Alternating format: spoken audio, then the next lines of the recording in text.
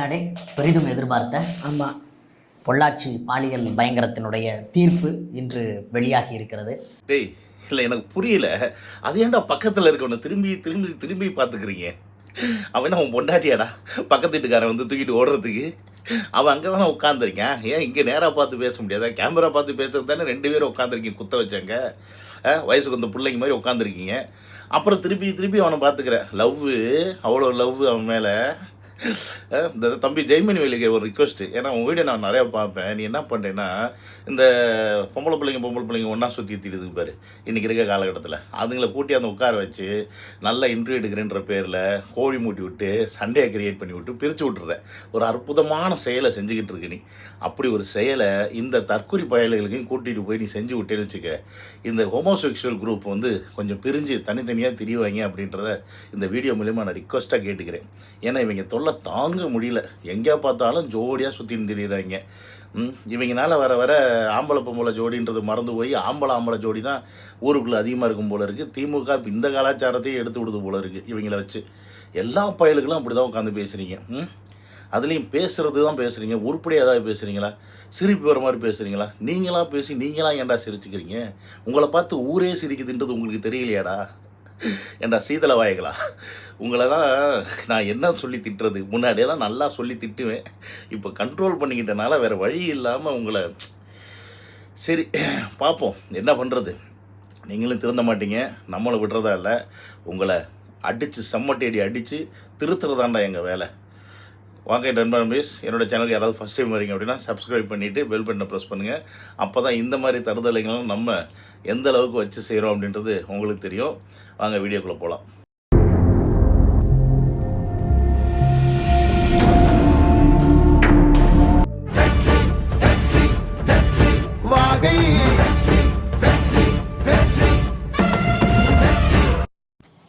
வணக்கங்க ஐயா, நல்லா இருக்கீங்களாங்க ஐயா? எல்லாரும் நல்லா இருக்காங்களா?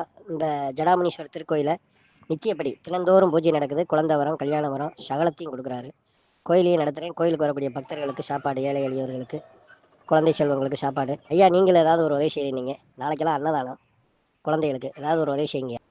உங்கள் கையினால் ஏதாவது அனுப்பிச்சி வைங்க. இந்த சாப்பிட்ற இடத்துல மழை பெஞ்சால் ஒழுகுது, அதை வேறு கொஞ்சம் வேலை பார்க்கணும். இந்த வட்டக சட்டியெல்லாம் வாங்க வேண்டியிருக்குங்க ஐயா, அது ஒரு உதவி செய்யுங்க ஐயா. வந்து 10 வருஷம் 5 வருஷம் குழந்தை இல்லாமல் இருக்கவங்களுக்கு குழந்தை வரம், கல்யாண வரம், ஏவல், பில்லி, சூழியம், செய்வன, எவ்வளோ பெரிய விஷயங்களாக இருந்தாலும் தீர்வு காணப்படும். Welcome to Vijay stock and welcome to another video. இப்போ நீங்கள் பார்த்தீங்கள, இவர் பேர் வந்து பாண்டி. ஜடாமுனீஸ்வரர் அப்படின்ற கோயிலை வந்து வச்சு நடத்திக்கிட்டு இருக்காரு. இவர் வந்து என்கிட்ட வாட்ஸ்அப் மூலிமா காண்டாக்ட் பண்ணி, தம்பி உங்களால் முடிஞ்ச ஏதாவது உதவி பண்ணுங்கள், கோயில் பராமரிப்பு வேலைக்கும் அங்கே இருக்க பிள்ளைகளுக்கும் வர்றவங்க போகிறவங்களுக்கு நான் அன்னதானம் போட்டுட்ருக்கேன், ஏதாவது செய்யுங்கன்னாரு. நமக்கு இப்போ பண வசதி பெரிய லெவலில் இல்லை செய்கிறதுக்கு. இருந்தாலும் இந்த விஷயத்தை உங்ககிட்ட நான் ஷேர் பண்ணேன் அப்படின்னா நிறையா பேர் ஏதோ ஒரு வேண்டுதல், ஏதாவது ஒரு கடவுள்கிட்ட போனால் ஏதாவது நிவர்த்தி கிடைக்காதா அப்படின்னு நிறையா பேர் இருப்பாங்க. ஸோ அப்படி ஒரு நம்பிக்கை உள்ளவங்களுக்கு இந்த ஆன்மீக செய்தி ரொம்ப உபயோகமாக இருக்கும் அப்படின்ற ஒரு காரணத்தினால, ப்ளஸ் அவர் கேட்டுக்கிட்ட அந்த உதவினாலையும் நான் இந்த வீடியோ அப்லோட் பண்ணுறேன். அதில் இருக்க கான்டாக்ட் நம்பரை நீங்கள் கான்டாக்ட் பண்ணி அவர்கிட்ட பேசிவிட்டு நீங்கள் அந்த ஜடாமுனீஸ்வரரை போய் பார்த்து கும்பிட்டு உங்களுடைய வேண்டுதலை கேட்டு நிறைவேற்றிக்குங்க அப்படின்றத இந்த வீடியோ வாயிலாக சொல்லிக்கிறேன். ஆமாம், அவரு எதுக்கு படிடான்னு சொல்கிறாங்கன்றது கொஞ்சம் பயங்கரமான ஸ்டேட்மெண்ட். என்னவா பெண்களுக்கு வந்து நான் பொங்கி எழுந்திருப்பாரு. என்னது படிடாவா? டேய், நாங்களாம் படிச்சிருக்கனால தான், எங்கள் தாத்தன் காமராஜ் அன்னைக்கே படிப்பில் வந்து எங்களை வந்து கவனம் செலுத்த வச்சனால தான் உங்களை மாதிரி தற்கொலைகள் நாட்டை ஆண்டாலும் கவலை இல்லைன்னு சொல்லிட்டு நாங்கள் வாழ்ந்துக்கிட்டு இருக்கோம். இதே நாங்கள் ரொம்ப சுயநலமாக இருந்திருந்தோம்னு வச்சுக்க, உங்களெல்லாம் தூக்கி போட்டு என்றைக்கோ மிதிச்சிருப்போம். பட் அதை செய்யலை. பட் இருந்தாலும் இதுக்கு மேலே உங்களை இங்கே விட்டு வச்சா இந்த நாடு உருப்படியாக இருக்காதுன்னு சொல்லி தான் இன்றைக்கி எங்கள் தளபதி உள்ளே இறங்கியிருக்காரு. ஒரு தமிழனா ஒரே ஒருத்தன் கிட்டத்தட்ட 75 வருஷத்துக்கு அப்புறமா ஒரு தமிழன் உள்ளே ஸ்ட்ராங்காக இறங்கும்போது உங்கள் எல்லாருக்கும் அல்லு கலருதுன்னா அதுதான் தமிழனோட பவர். ஸோ இந்த பவரை இப்போயாவது புரிஞ்சுக்குங்கடா தற்கொலைகளை. சரி, அதெல்லாம் விட இன்னொன்று என்ன சொல்கிறேன், பெண்கள்னால் உடனே பொங்கிடுவோமா? ஆமாம், பொங்குவோம். ஏன்னா எங்கள் வீட்டு பொண்ணுங்களுக்கு ஏதாவது பிரச்சனைனா நாங்கள் பொங்குவோம். நீங்கள் பொங்க மாட்டீங்க, ஏன்னா நீங்கள் வந்தேறி பரதேசிங்க. ஸோ அது நீங்கள் எப்படி உங்களுக்கு கோவம் இருக்கும்? நீங்கள் எதை வச்சு எவன் மூலியமாக சுயநலமாக ஏதாவது ஒன்று பண்ணிக்கலான்னு பார்ப்பீங்களே ஒழிய உங்களுக்கு எப்படி கோவம் வரும்? உங்கள் ஆட்சியில் தான் பெண்களுக்கு பாதுகாப்பே இல்லாமல் இருக்குது. எங்கே பார்த்தாலும் பாலியல் தொல்லை, சின்ன குழந்தைங்களுக்கு பாதுகாப்பு கிடையாது, வயசான கிழவிங்களுக்கு கூட பாதுகாப்பு இல்லை, போலீஸ் வச்சு வலை போட்டு தேடுறீங்க.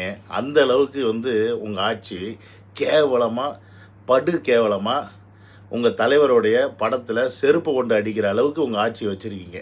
ஸோ இந்த ஆட்சிக்கு நீங்கள் முட்டு கொடுத்து பேசும்போது, புதுசாக எங்கள் தலைவர் கட்சி ஆரம்பித்து வரும்போது அவர் ஒரு விஷயத்தை எடுத்து வச்சா அதை புரிஞ்சுக்கிற பக்கம் உங்களுக்கு இருக்காதுன்னு எங்களுக்கு தெரியும். அதனால தான் நான் என்ன பண்ணுறேன்னா, அவர் சொன்ன விஷயத்த உங்களுக்கு புரிகிற மாதிரி, ஏன்னா தலைவர் சொல்லியிருக்காரு, மாட்டுக்கு அடித்து சொன்னால் தானே புரியும், இல்லைன்னா மாடு போகாதுல்ல. அந்த மாதிரி உங்களுக்கு எப்படி சொன்னால் புரியுமோ அப்படி சொல்கிறதுக்கு தான் நான் இருக்கேன். அதுதான் என்னோட வேலையும் கூட. சிறப்பு நீதிமன்றம் அமைக்கணும் இருக்காரு. தீர்ப்பு கொடுத்தது எந்த நீதிமன்றம்? மகிழா கோர்ட்டு. அது என்னத்துல வருது? தீர்ப்பு கொடுத்ததே சிறப்பு நீதிமன்றம் தாங்க. அப்புறம் தான் சிறப்பு நீதிமன்றம் ஆனீங்க. என்னத்தையோ புதுசா சொல்லிட்டோன்ற மாதிரி உருட்டுறதா? இரு, நான் சொல்கிறேன். சிறப்பு நீதிமன்றம்னா என்ன, தளபதி அவர்கள் என்ன சொன்னார், 90 நாளைக்குள்ளே ஏன் முடிக்கணும்னு சொன்னார், இது எல்லாத்துக்கும் இந்த வீடியோவில் இப்போ விளக்கம் இருக்கும். புரியுங்களா? உங்கள் பிரச்சனை என்ன? இது சிறப்பு நீதிமன்றம் தான், இருந்தாலும் தளபதி அவர்கள் சிறப்பு நீதிமன்றத்தில் இது வந்து பெண்களுக்கான இந்த மாதிரி கேஸுக்கு சிறப்பு நீதிமன்றம் வேணும்னு கேட்டது உங்களுக்கு நக்கலாக இருக்குது. அதுவும் 90 நாளைக்குள்ளே கேஸ் முடிக்கணும்னு சொன்னதுக்கு சாத்தியமே படாத ஒரு விஷயத்தை போய் தளபதி சொல்கிறாருன்னு நக்கல் பண்ணுறீங்க. இதுதானே உங்கள் பிரச்சனை. கவலைப்படாதீங்க, நக்கல் பண்ணுறதுக்கு நான் உங்களை நொங்கு எடுக்க போகிறேன். இப்போ சிறப்பு நீதிமன்றம் தானே சொன்னீங்க, 6 வருஷம் பெண்களுக்கான சிறப்பு நீதிமன்றம் தான் மகிழா கோர்ட், ஒத்துக்கிறேன்.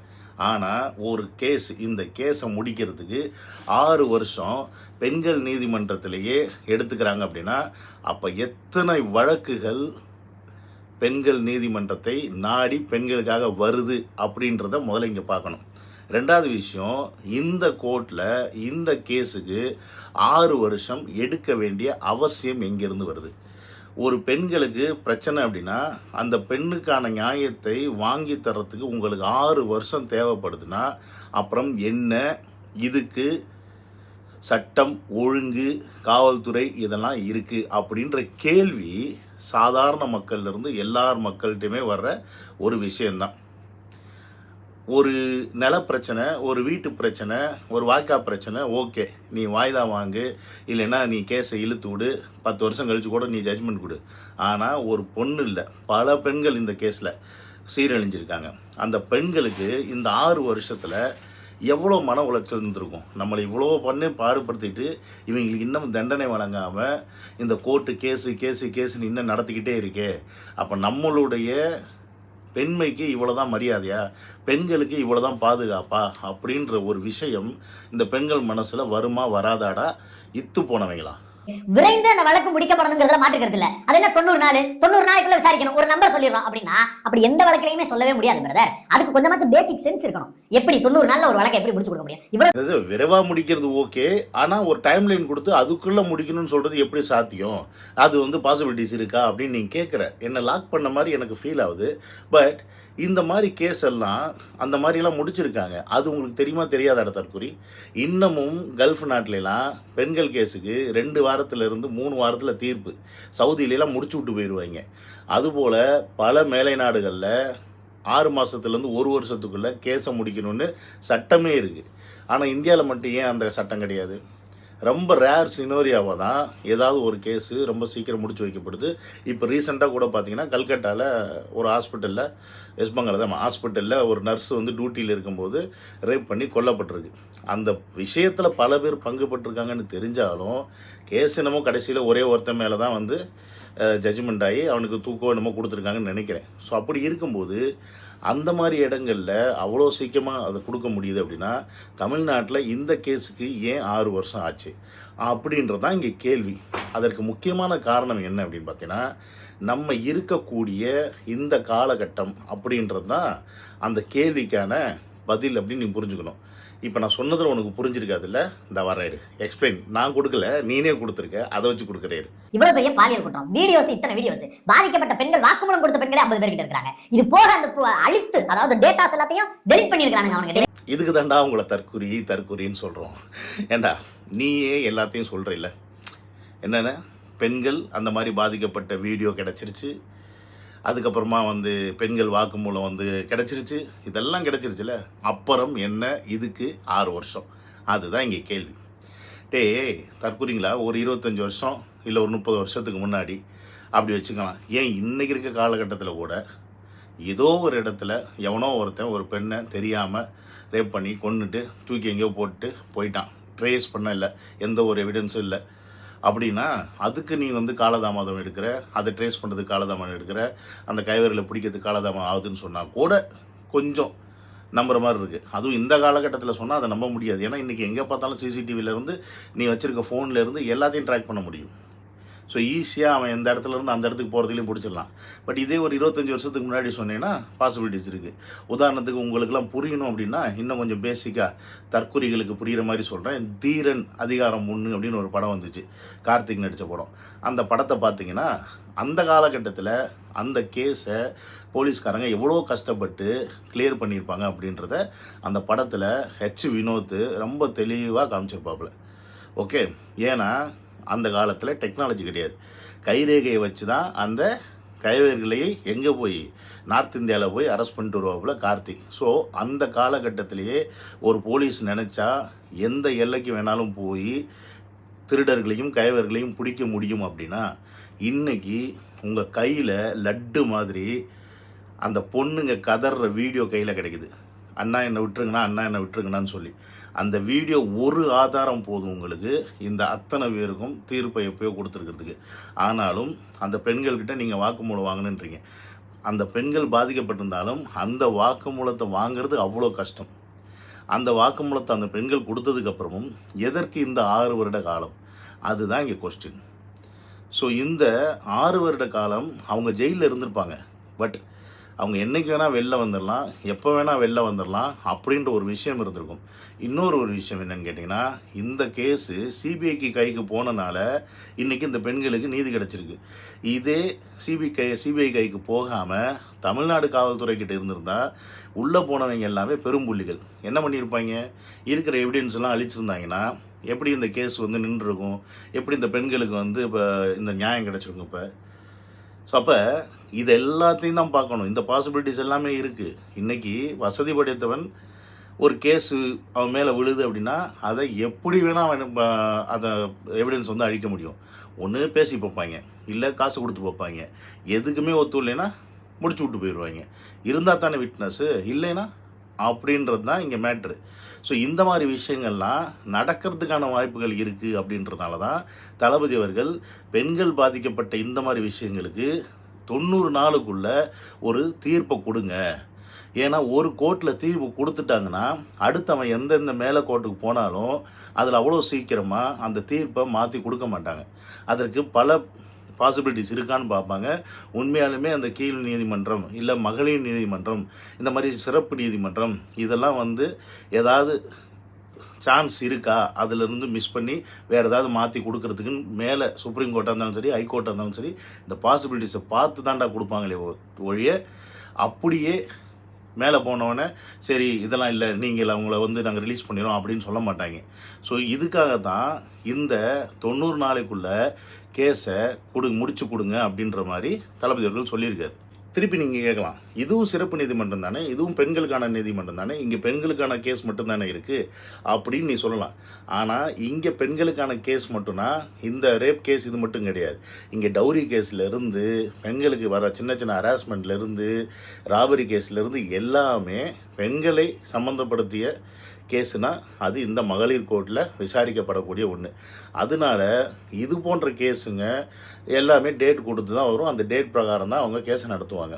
பட் இந்த மாதிரி ரொம்ப சீரியஸான cases like specially rape cases, specially இந்த மாதிரி அப்யூஸ் பண்ணுற கேசஸ், ஸ்பெஷலி வந்து 18 வயசுக்கு கீழே இருக்க பெண்களை இந்த மாதிரி கடத்திட்டு போய் பண்ணுறதா இருந்தாலும் சரி, என்ன விஷயமா இருந்தாலும் சரி, இந்த மாதிரி கேஸுக்கு தனியாக இதுக்குன்னே ஒரு சிறப்பு நீதிமன்றம் ஆரம்பித்து அதில் தீர்ப்பு கொடுக்கறதுக்கு உங்களுக்கு என்ன வலிக்குது அப்படின்றதான் இங்கே கேள்வி. மக்களை பாதுகாக்க தானே அரசாங்கம். அப்போ அந்த மக்களை பாதுகாக்கிறதுக்கு எந்த மாதிரியான விஷயத்தையும் முன்னெடுக்கிறதுல என்ன பிரச்சனை உங்களுக்கு? மற்ற நாடுகளில் பெண்களுக்கு இருக்க பாதுகாப்பை ஏன் இந்தியாவில் நம்மளால் உறுதிப்படுத்த முடியல? அப்படி என்ன சிக்கல் அங்கே இருக்குதுன்னு தான் நான் கேட்குறேன். இதுக்கு எவனா பதில் சொல்லுங்கடா. கேஸை முடிக்க முடியாது, அதை பண்ண முடியாது, இதை எப்படி முடியும் அப்படின்னு கேட்க தெரியல உங்களுக்கு. மற்ற நாட்டிலெல்லாம் பண்ணுறாங்களே, இங்கேயும் பண்ண முடியாது அப்படின்னு ஏன் உங்களுக்கு தோண மாட்டேங்குது? ஏன்னா நீங்கள்லாம் தற்கொலை பரதேசிங்க அப்படின்னு நான் திருப்பி திருப்பி சொல்கிறேன். ஒரு அட்லீஸ்ட் எங்கேயாவது ஒரு ஊரை பக்கத்து போயிட்டு வாங்கடா, வெளிநாட்டு பக்கம் போய் பார்த்துட்டு வாங்க. அந்த ஊர் எப்படி இருக்குது, அந்த நாடை எப்படி வச்சுருக்காங்க, அந்த அரசாங்கம் எப்படி அந்த மக்களை பார்த்துக்குது, இதெல்லாம் கொஞ்சமாவது தெரிஞ்சுக்கிட்டு வாங்கடா. தற்குறித்தனமாக 200 காசு கிடைக்குதுன்னு உட்காந்துக்கிட்டு கூவிடி தெரியாதுங்கடா. எனிகோ மக்களே, இந்த தற்குறிங்க என்ன பண்ணாலும், தளபதி எந்த மாதிரியான ஒரு விஷயத்தை முன்னெடுத்து வந்தாலும் அதில் குறை கண்டுபிடிச்சி இது சாத்தியப்படாது, இது நடக்காது, இது வாய்ப்பு இல்லை அப்படின்னு தான் சொல்லுவாங்க ஒழிய இதை செய்யறதுக்கான எந்த ஒரு முன்னெடுப்பும் எடுக்க மாட்டாங்க. ஏன்னா இவங்களுக்கு அதை பற்றி கவலையே கிடையாது. இவங்களோட ஆட்சி எப்படி போய்கிட்டு இருக்கோ அப்படி போனால் போதும் அப்படின்னு தான் இருப்பாங்க. நான் என்ன சொல்கிறேன் அப்படின்னு பார்த்தீங்கன்னா, இதெல்லாம் நடக்கணும் அப்படின்னா தளபதி அவர்கள் ஆட்சிக்கு வரணும். அது வந்தால் மட்டும்தான் நடக்கும். அப்படி வரல அப்படின்னா ரொம்ப ரொம்ப கஷ்டம். ஸோ பெண்களாகிய நீங்கள் முதல்ல புரிஞ்சுக்குங்க, உங்களுடைய பாதுகாப்பை இன்றைக்கி இருக்க காலகட்டத்தில் உறுதிப்படுத்தக்கூடிய ஒரே தலைவர் யாருன்னு பார்த்தீங்கன்னா தமிழக வெற்றிக் கழகத்தின் தலைவர் தளபதி அவர்கள் மட்டுமே. இதை நீங்கள் புரிஞ்சுக்கிட்டு 2026 உங்கள் வீட்டில் இருக்க நீங்கள் உங்கள் ஹஸ்பண்ட் இருந்தாலும் சரி, உங்கள் அண்ணன் தம்பி இருந்தாலும் சரி, யாராக இருந்தாலும் சரி, தலையில் தட்டி தமிழக வெற்றிக் கழகத்துக்கு ஓட்டு போட சொல்லி மிரட்டுறீங்க. வேறு ஆப்ஷனே கிடையாது. நீங்கள் பாதுகாப்பாக இருக்கணும் அப்படின்னா அதை மட்டும் செய்யுங்க. மற்றதை தளபதி பார்த்துப்பார். இல்லை இவங்கள்ட்ட தான் நாங்கள் கொடுப்போம், இதே ஏடிஎம் கிட்ட கொடுப்போம், இதே டிஎம் கிட்ட கொடுப்போம் அப்படின்னா அது உங்கள் பிரச்சனை. ஏன்னா இதை திருப்பி சொல்கிறேன்னா, இன்றைக்கி இருக்க காலகட்டத்தில் இந்த ட்விட்டர் போன்ற சோஷியல் மீடியாக்களில் உண்மையாலுமே பெண்களான்னு தெரியாது, இல்லை பெண்கள் பேரில் இருக்க ஃபேக் ஐடியை வச்சு ஏடிஎம்கேவோட போஸ்ட் எடுத்து போட்டு டிஎம்கேவோட போஸ்ட் எடுத்து போட்டு நாங்கள் இவங்களுக்கு தளபதிக்கு ஓட்டு போட்டால் அவர் ஜெயிக்காமல் வாழறதுக்கு வாய்ப்பு இருக்குது, அதனால நாங்கள் ஏடிஎம்கேக்கு ஓட்டு போட போகிறோம், அதனால நான் டிஎம்கேக்கு ஓட்டு போட போகிறேன் அப்படின்ற மாதிரி போஸ்டெல்லாம் இன்றைக்கி பரவ விட்டுக்கிட்டு தெரியுதுங்க. ஸோ இதை நம்பி நீங்கள் எங்கேயாவது ஓட்டு போட்டு இல்லை இவங்களே தான் வர வைப்பீங்க, இந்த திருட்டு பயல்களை தான் நான் வர வைப்போம் அப்படின்னா நாளைக்கு எந்த ஒரு பாதுகாப்புக்கும் எந்த ஒரு கேரண்டியும் இருக்காது. மாதர் சங்கமும் வராது, மகளிர் சங்கமும் வராது. அவ்வளோதான். ஏதோ வாழ்ந்தோம் போனோன்னு போக வேண்டியதான். வர்றவன் போகிறவெல்லாம் கையை பிடிச்சி இழுப்பான், துப்பட்டாவை பிடிச்சி இழுப்பான், கேட்க முடியாது.